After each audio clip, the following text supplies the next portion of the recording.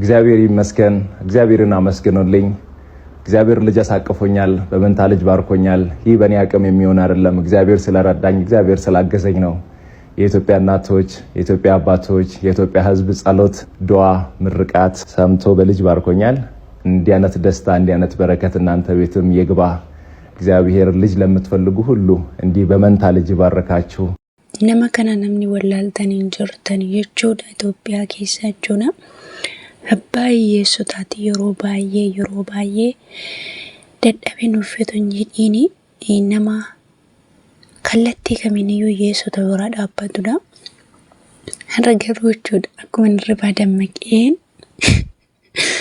karaa miisenyerii namni irra dawalaan feesbuukii seene yeroo feesbuukii seenu barreeffama isaa viidiyoo isaan arge jechuudha. Baay'ee tokkoon gammade jechuudha akka mataa kootti. Namni waan mafacaasu hammatanii jedhamu jechuudha. Dhugumadha. Namni kun ittiyyuu xiqqaata dhugaa Waaqayyoo ittiyuu xiqqaata. Waaqayyoo immoo kana caala akka isa badhaasu abdiin qaba. Oolmaa guddaa jechuudha nama qabudha. Waaqayyo kun ijollee lakkuu isa badhaasee jira. Waaqayyo isiniin illee isinaa badhaasu. Hordoftoota yeroo mul'ata nagaa Waaqayyo isiniif haa baay'atu akkam jirtu. Nagaa keessa miti nagaa guddii Waaqayyoof haa galatu. Dhugaa dubbachuuf obboloota koo waan gaarii hojjechuun ofumaaf inni jedhamu sirrii madhachuudha. Waaqa birattis ta'u nama birattis ta'u waan gaarii hojjechuun ofumaaf isuma fayyada jechuudha.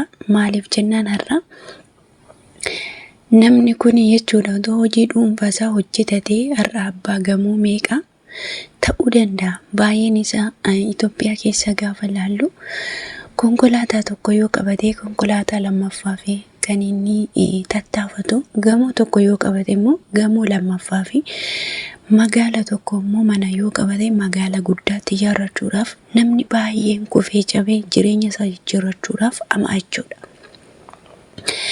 Garuu yeroo baay'ee nama kana gaafa argitanii yeroo inni konkolaataa qabatee karaarra deemu haati hiyyeessaa tokko ba'aa baattee kan deemtu yoo ta'e akkasuma immoo jechuudha naafota garaagaraa kalluu kan qabne bakka kan nama baay'ee qaama hir'uudhaan ta'anii goototee kaasee makiinaa isaa keessa kaawwatee jechuudha iddoo isaan barbaadanii wajjin geessaa. Akkasuma immoo namoota bakkarraa bakkatti hin sochoone meeshaa garaagaraa akkasuma namoota bakka ciisan hin qabneef meeshaa irra ta'an hin qabneef namoota baadiyyaa keessaa mana hin qabneef irra adeemee jechuudha kan inni saba kana waliin dhaabbataa jiru.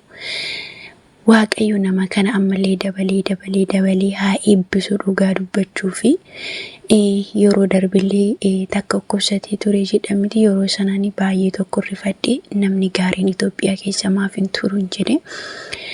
Garuu haa ta'u malee dhugaa dubbachuu fi Waaqayyo nama kanarraa akeeka qaba. Ammas immoo jechuudha namni kun utubaa ta'ee aarsaa ta'uyyuu malee namoonni baay'een immoo biyya alaa keessa ta'anii qabeenya isaanii aarsaa godhanii dudduuba nama kanaa jiru jechuudha. Maaliif ree jabaa ofii abbaa majjabeeffataa akkuma jedhamu mitiire. Kanaaf dhugaa dubbachuu fi Waaqayyo nama kana eebbiseera. Ammas Waaqayyo baraaf jireenya isaa eebbisu. Abbootiin almooliin yeroo isaan eebbisanii dhugaa Waaqayyooti garaamarraa eebbisu. Har'a kunoo eebbi hiyyeessotaa hojiitti hiikamee jira dhugaa dubbachuuf jechuudha. Maaliif jennaan har'a nama eebote gaafati eebuu baastu nama beela'e gaafati beela baastu yeroo isaan si eebbisanii laphee keessa gammachuutu guuta jechuudha. Dhugaa dubbachuuf ani viidiyoo nama kana ilaalus nan jaalladha jechuudha.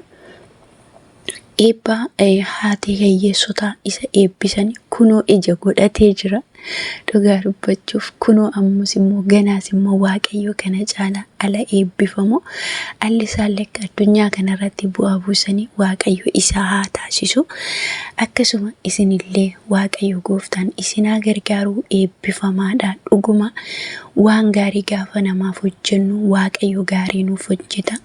Waan gaarii namni waan gaarii hojjetu amma dhumaatti dhaabachuu qaba malee har'a waan gaarii facaasee namoonni tokko har'uma kana waan gaarii hojjete ani nama kanaaf akkas godheeradhee miidiyaa kanarratti baay'ee odeeffatee yeroo muraasa boodammoo hin mul'atu jechuudha. Hin mul'atanii namoonni baay'een achumaan badu jechuudha.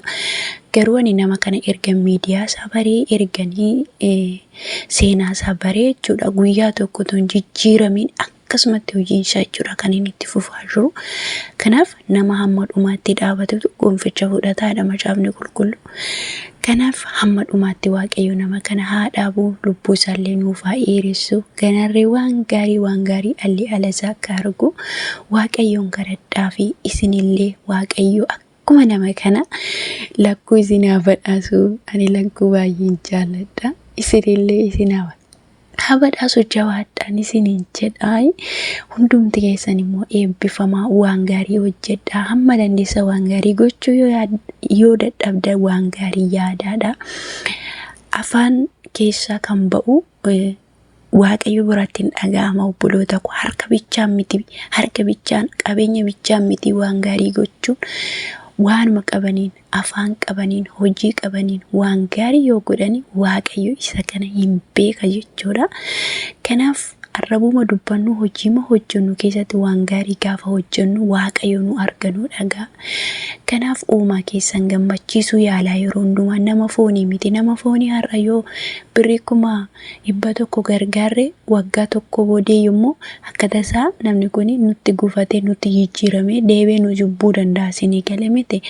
Kanaaf Waaqayyo keenya isa xinnaatis guddates hin senne gaafa waan gaarii isatti fuula isaa duratti hojjennu Waaqa biratti nuuf immoo badhaasa ta'a jechuudha. Kanaaf namni waan nama jedhu hin dhabu waan ta'eef Waaqa gammachiisuuf yoomiyyuu duduubatti hin jedhiina. Gatii keessan isatu isinii laata waan ta'eef jechuudha. Kanaaf gooftaan isin haa eebbisu. Turtii na waliin gootaniif galatooma.